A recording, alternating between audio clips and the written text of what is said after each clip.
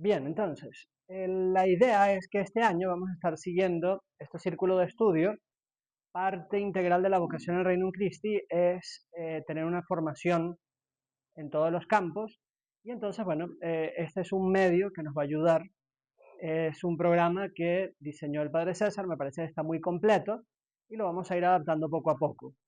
La idea es que cada sesión dura más o menos media hora y queda de cada uno, hay mucho material, hay muchas cosas, entonces cada quien llegará tan lejos como el tiempo que logre invertir. Son como todas las cosas en la vida, o sea, mientras más tiempo, más esfuerzo dedico, más fruto saco, en cierto sentido. Entonces, vamos a comenzar este programa. Está centrado en el tema de la masculinidad y ve muchos aspectos de la vida. Y la idea es eso, formar líderes católicos al servicio de la iglesia. El programa tiene tres módulos. El primer módulo, cada módulo tiene como 8 sesiones.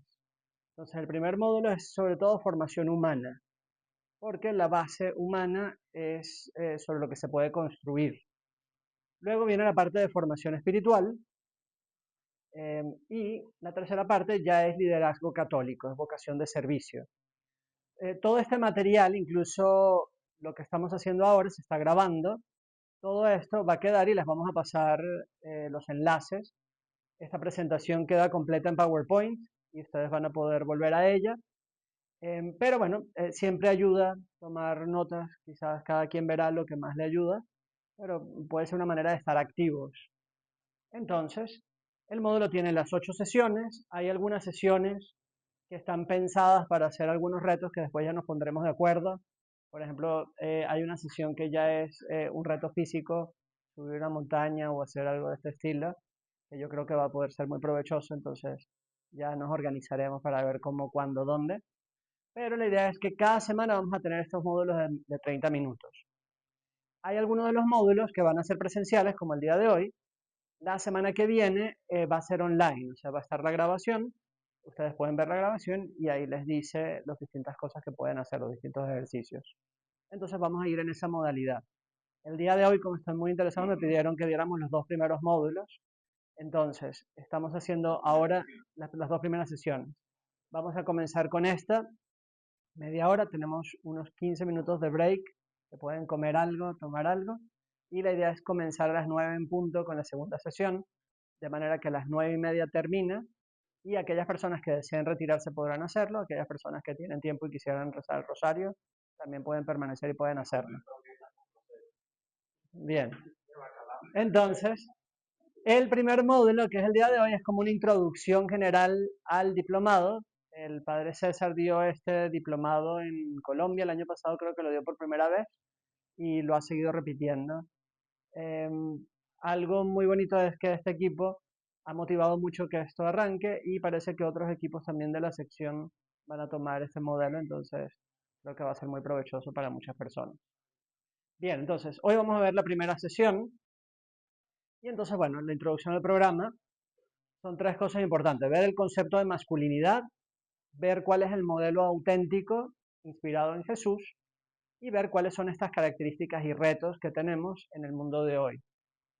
Luego identificar algunos estereotipos o normas culturales que han modelado la percepción de la masculinidad en esta época y reflexionar sobre la influencia de estos modelos en nuestra propia vida, porque nosotros somos hijos de nuestra época. Si nos damos cuenta, podemos cambiar algunas cosas; si no nos damos cuenta, nos influencia y no somos libres de cambiar.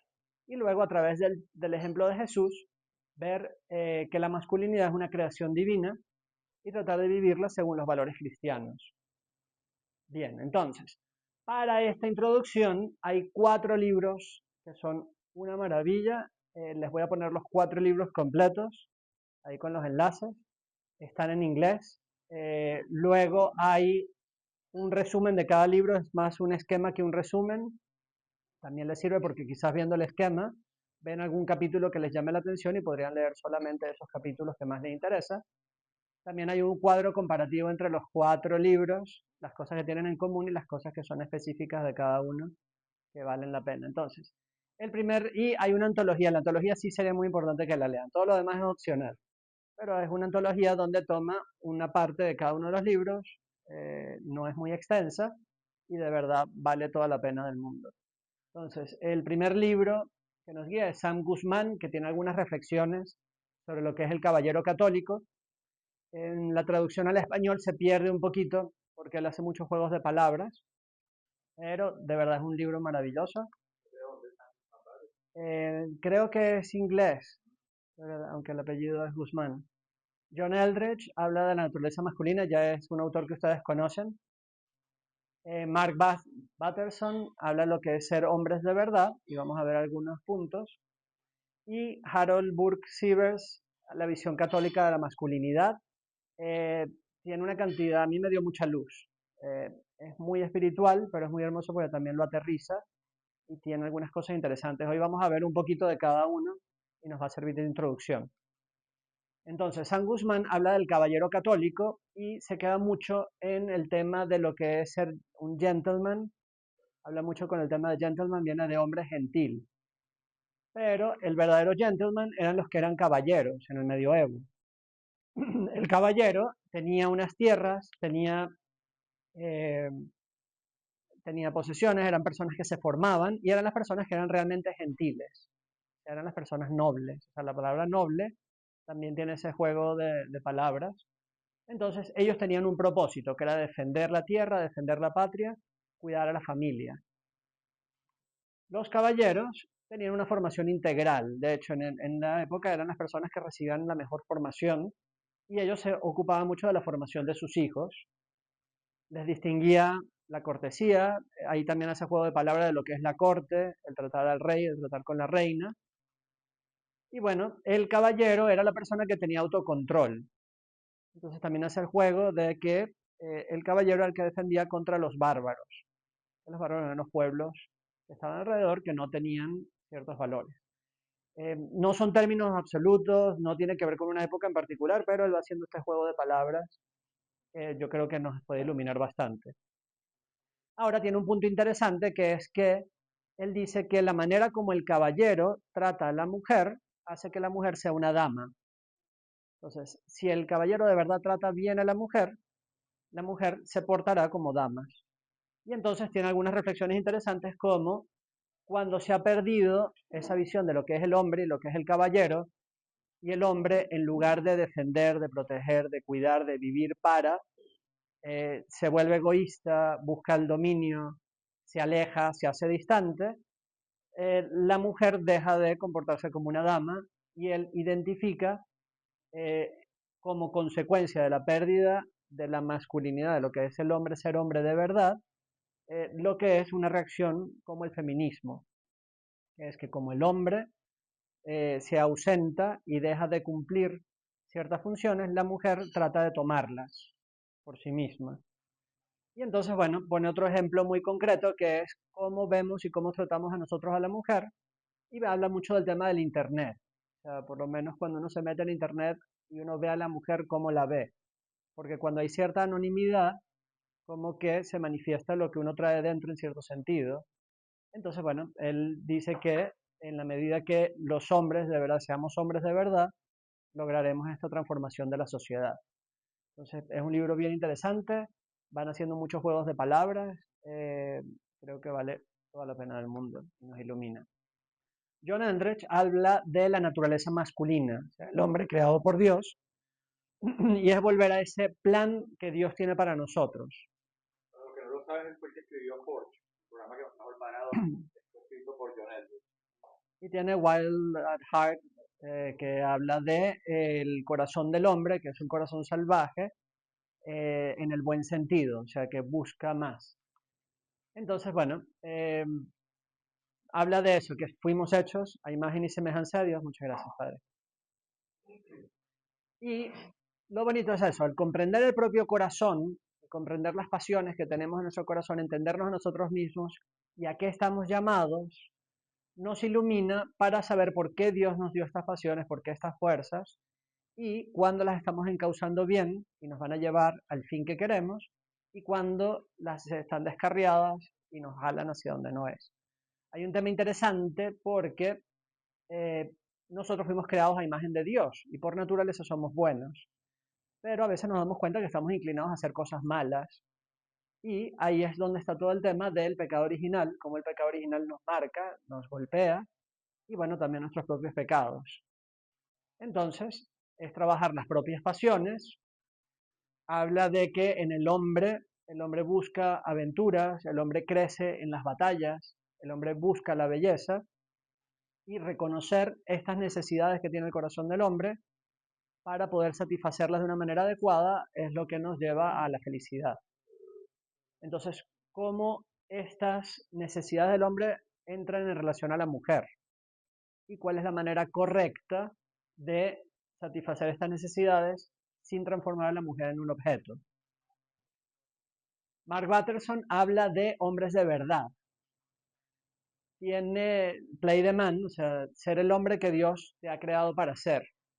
Tiene una anécdota muy interesante, dice que en el 1744 un grupo, una universidad en Inglaterra, mandó un mensaje a unos jefes nativos americanos.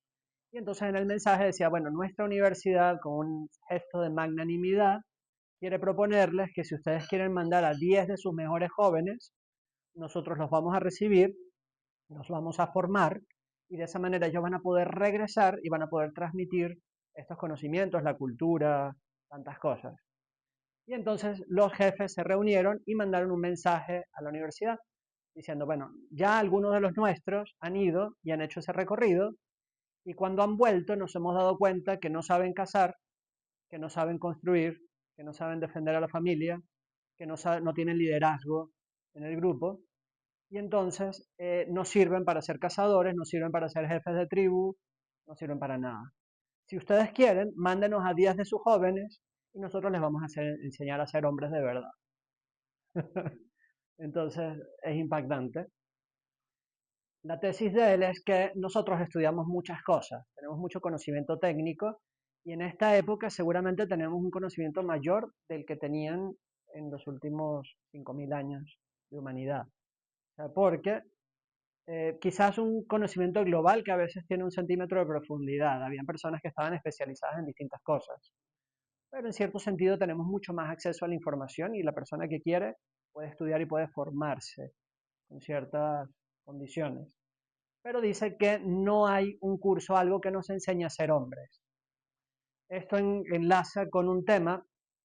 Antes de la revolución industrial, el hombre tenía su familia y los hijos crecían al lado del hombre, al lado del papá. Si el papá era zapatero, los hijos desde pequeños vivían en el taller y entonces con el papá iban aprendiendo, el papá le iba dando algunas obligaciones y entonces aprendían el oficio y ese hijo iba a ser zapatero. Con la revolución industrial los hombres salieron de la casa para trabajar en las fábricas y se perdió ese vínculo. Y ya los hijos crecen sin el papá en la casa y sin un ejemplo a seguir.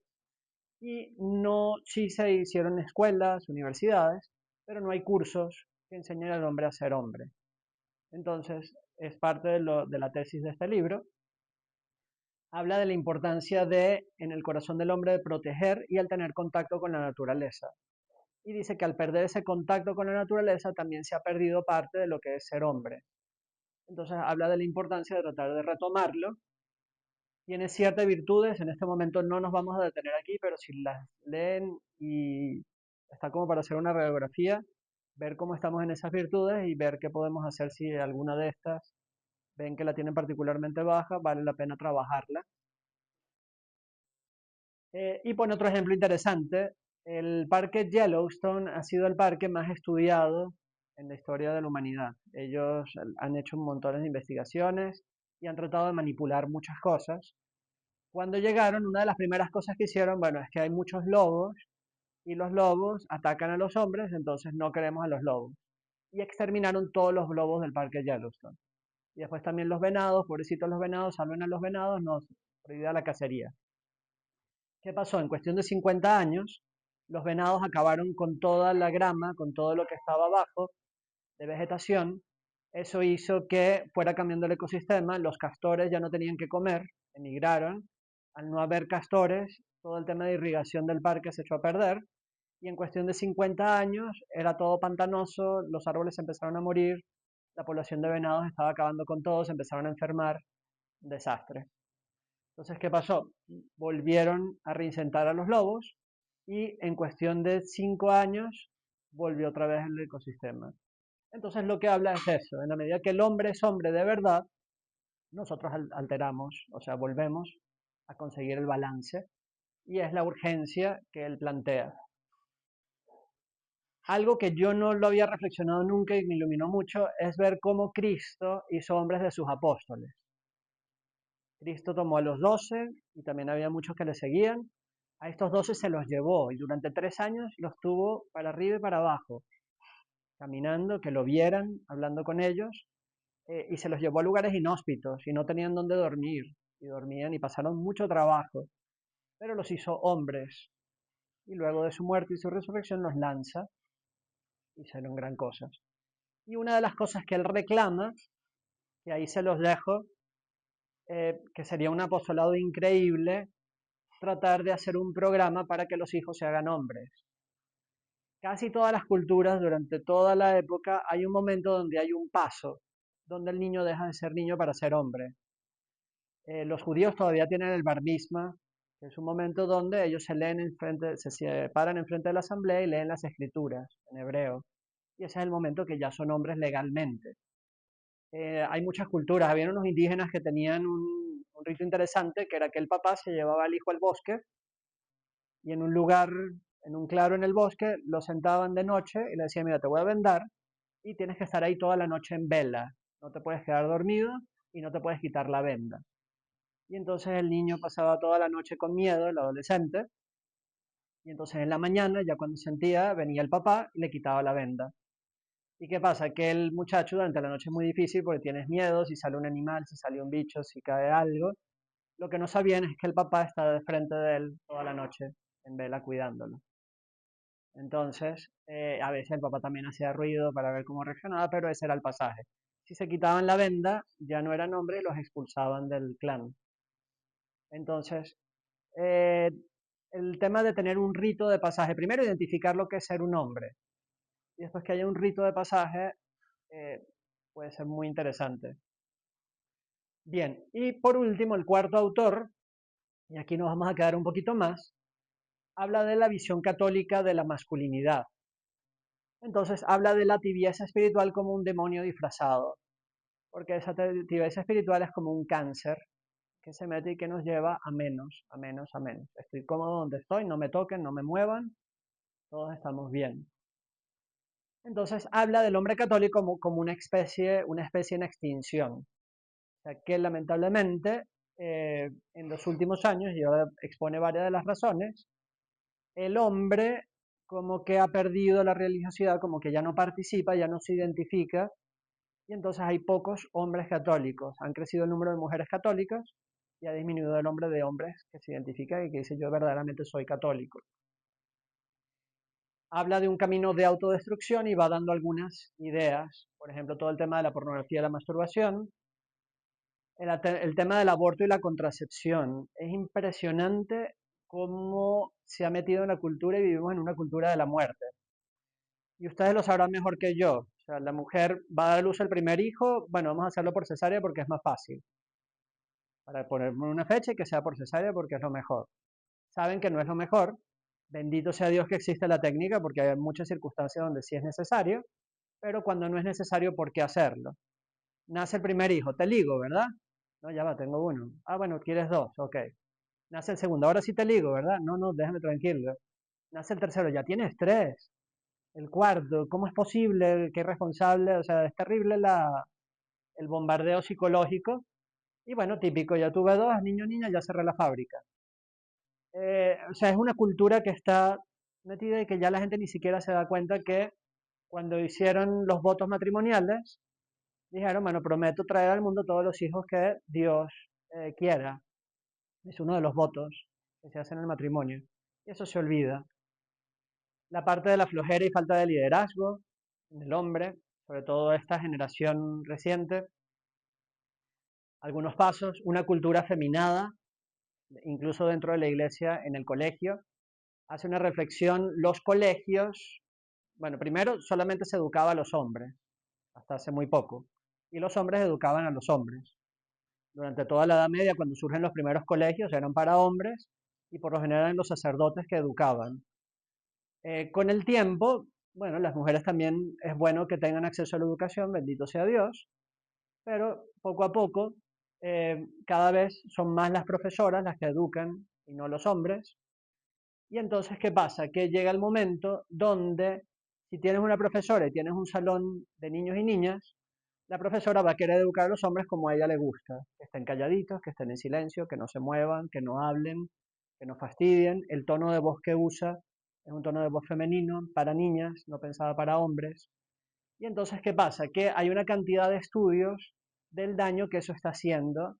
Y entonces los hombres, muchos crecen afeminados, no en el sentido de manifestaciones externas, sino que apaga parte del fuego interno del corazón del hombre. Un colegio nuestro en Italia a mí me impactaba mucho porque en el recreo las profesoras estaban pendientes y los niños no podían correr porque se podían caer. Y entonces estaban los niños en el recreo y no, quédense aquí tranquilos, quédense sentaditos, hablen con las niñas y no estén corriendo mucho, no se suden porque llegar sudados al salón, no, qué horror. Entonces es algo que no es contrario a lo que debería ser masculino en un adolescente. El tema de control de natalidad, han metido una idea en que supuestamente los recursos son limitados y entonces mientras más seres humanos la vamos a pasar peor.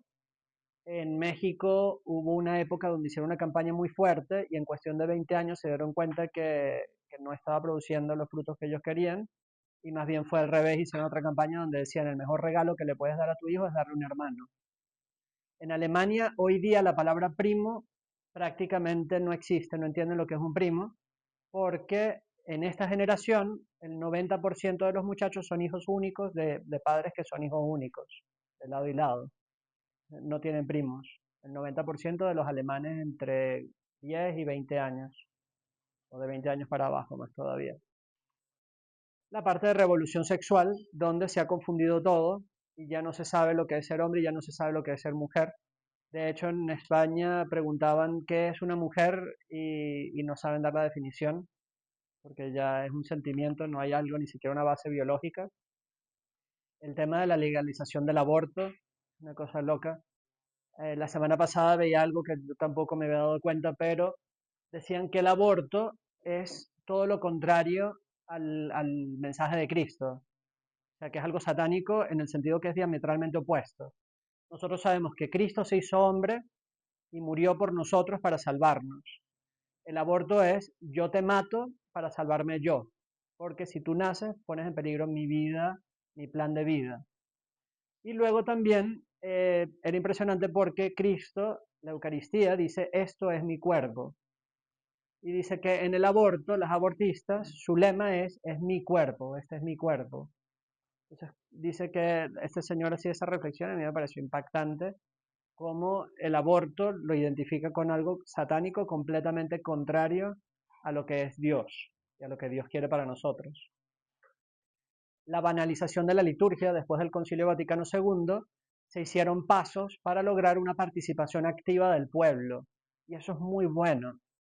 Pero lamentablemente es tema de péndulo, como que se pasó la mano y uno ve fotos de un sacerdote celebrando en una tabla de surf dentro del mar, sin ir al extremo, de repente en la misa no usar las cosas correctamente, las vestimentas, la gente no sabe cuándo responder, cómo responder, qué posiciones tener dentro de la misa.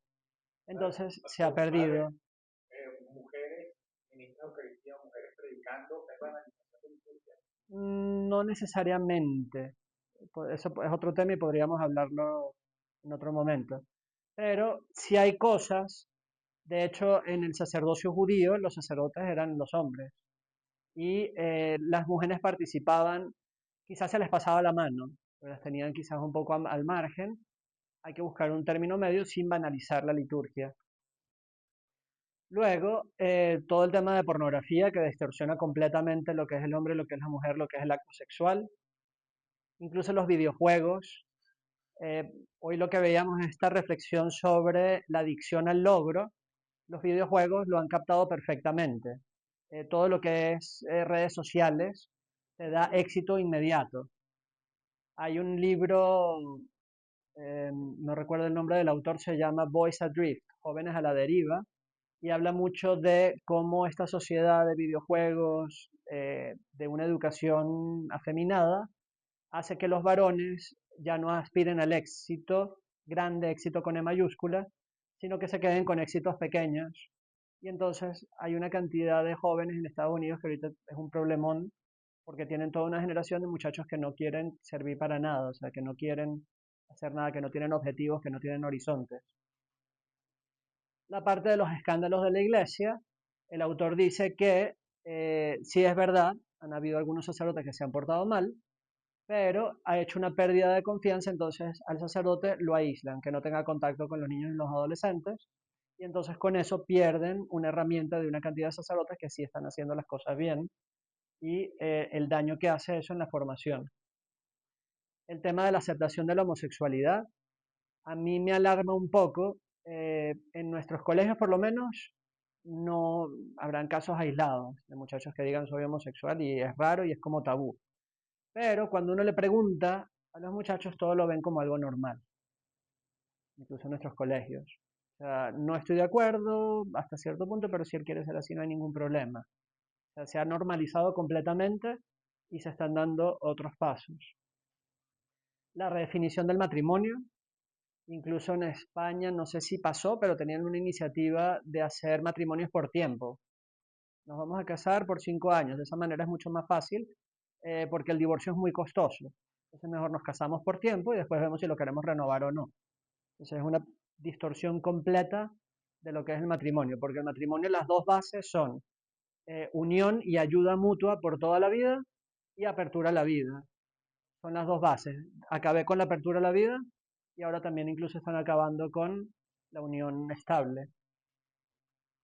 Dictadura del relativismo, o sea, porque llegan a un punto donde yo pienso diferente y todos debemos de pensar diferente porque no existe la verdad. Y si tú me quieres imponer que existe una verdad, tú eres un intransigente, o sea, mientras tú estés de acuerdo conmigo, estamos todos bien. Pero si tú me dices algo que a mí no me gusta, ya tú estás mal, estás fuera y te caigo y caemos todos encima. Una dictadura del relativismo que está acabando con todo.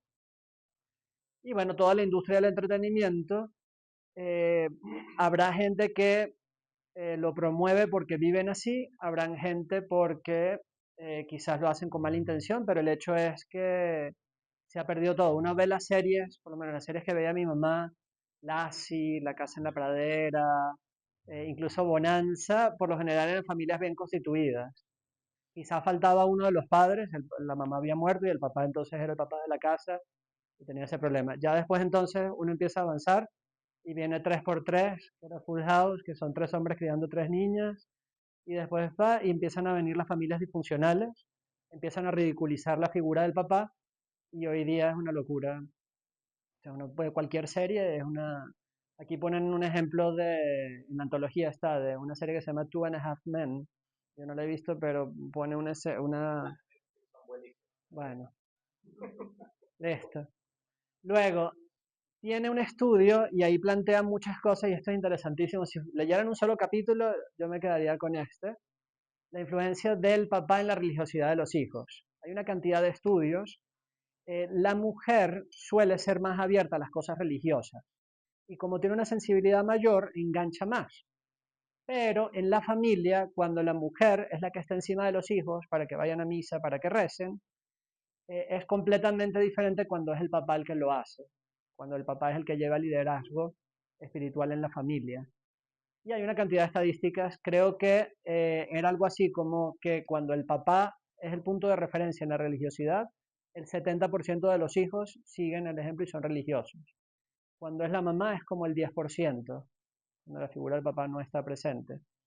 Entonces, el papá marca de una manera importante la religiosidad de los hijos, sobre todo en la etapa de la adolescencia.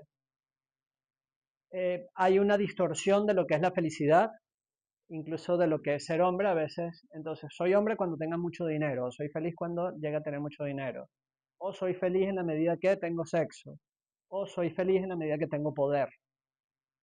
Entonces, esa distorsión causa una cantidad de problemas y el amor, ya no existe el amor como entrega, donación, una decisión, sino que es simplemente un sentimiento. Y uno le pregunta, pueden hacer el experimento a los adolescentes de hoy, oye, ¿qué te parece el matrimonio para toda la vida? Y yo creo que un porcentaje alto dicen, bueno, para toda la vida, quién sabe, porque de repente ya no hay amor. Si se pierde el amor, ¿qué vamos a hacer? Vamos a estar obligados a estar juntos aunque no nos amemos. Porque hay una distorsión de lo que de verdad es el amor. Simplemente se ve como un sentimiento, como un enamoramiento. Y bueno, también aquí habla del problema de la educación indiferenciada, que es cuando hay niños y niñas en la misma aula. Y también se tiene como dos capítulos dando estadísticas. En Estados Unidos, el 70% de los varones, o sea, el 70% de las personas que no siguen con su educación son varones. El 70% de las personas que sacan F y E en las últimas dos notas son varones. Y bueno, hay una cantidad de estudios como el... Es que sí, hay una cantidad de factores. Los libros de este mismo autor, Why Gender Matters, porque es importante el género, él tiene estudios científicos de cómo el cerebro del niño es diferente que el de la niña y cómo cuando los tengo a los dos en el salón, sobre todo en la infancia y en la adolescencia, causa una cantidad de distorsiones. O sea, no se aprovecha de la manera que debería aprovecharse. Bien, ahora él, después de presentar esa radiografía que está un poquito fea, nos dice que gracias a Dios a partir de los 90 ha habido un renacer de la espiritualidad masculina, por lo menos en los países de lengua inglesa. Y habla que es como una respuesta a la invitación de Dios a vivir en comunión y entrega a través de la vida de entrega, sacrificio e imitación de Cristo crucificado. O sea, que de verdad se ha entendido lo que es la religiosidad masculina. San Pablo, en algunas cartas, dice, hablando del matrimonio, le dice a la mujer, cásate y sé sumisa. Que habría que entender que se habla por sumisión, porque no es como lo quieren ver hoy día el feminismo. Pero al hombre le dice, cásate y muere por ella. Entonces, ¿qué pasa? Que en el hombre parte de lo que es masculino es esa vocación a la entrega, al sacrificio y a la imitación de Cristo crucificado. Entonces, cuando tengo hombres que huyen al sacrificio, al dolor, buscan lo fácil, eso no es masculino y esa falta de masculinidad es parte de lo que causa tantos problemas. Como solución, habla de la importancia de la centralidad de la palabra de Dios.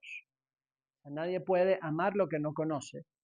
Y a Dios, uno de los medios privilegiados para conocerlo es a través de la Sagrada Escritura. Entonces pregunta, si les hiciera un examen, ¿cuántos libros tiene la Biblia? ¿Cuántos libros hay en el Antiguo Testamento y en el Nuevo Testamento? ¿Cuándo fue la última vez que tomé yo una Biblia en mis manos y leí algo? ¿Alguna vez he leído algún libro? Uno de los 73 libros de la Biblia lo he leído completo, de principio a fin. Si quieren, por lo menos para hacer ese check, el libro de Jonás son 4 paginitas, se lo leen en 10 minutos y ya pueden decir, ya leí un libro de la Biblia completo.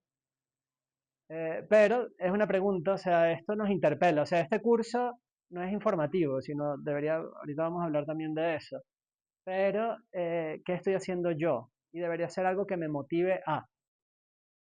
Bien. Y la parte de sacramentos y la Eucaristía, el poder de la Eucaristía.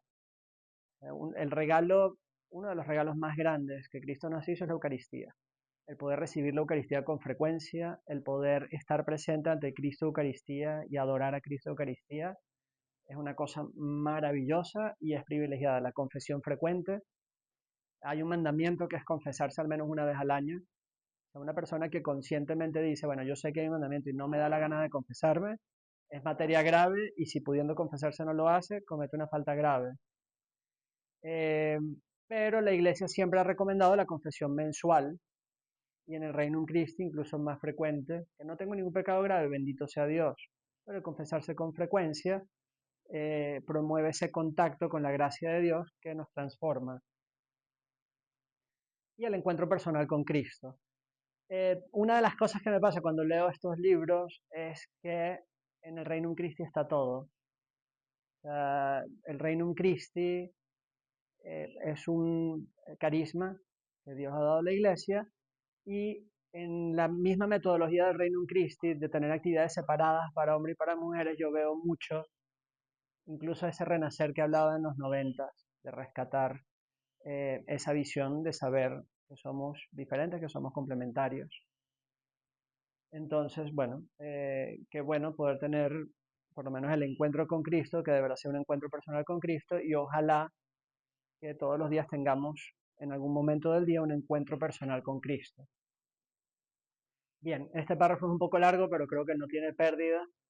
Una espiritualidad masculina está centrada en Cristo, fomenta y nutre el crecimiento de la santidad. Fortalece y sostiene a los hombres en la lucha constante por vivir la fe cada día. Anima a los hombres a convertirse en defensores de la cultura de la vida. Los inspira a ser testigos fieles, comprometidos y dedicados a la fe católica en una sociedad que necesita modelos masculinos fuertes. Y a convertirse en servidores amorosos de sus esposas y sus familias. Y como sacerdotes y religiosos en servidores amorosos de la Iglesia. Además, desarrolla una comprensión y apreciación del cuerpo humano como templo del Espíritu Santo. Entonces, eso era la sesión 1. Sabemos que estamos en estos 3 módulos. Vamos a tener ahora un break que pueden aprovechar para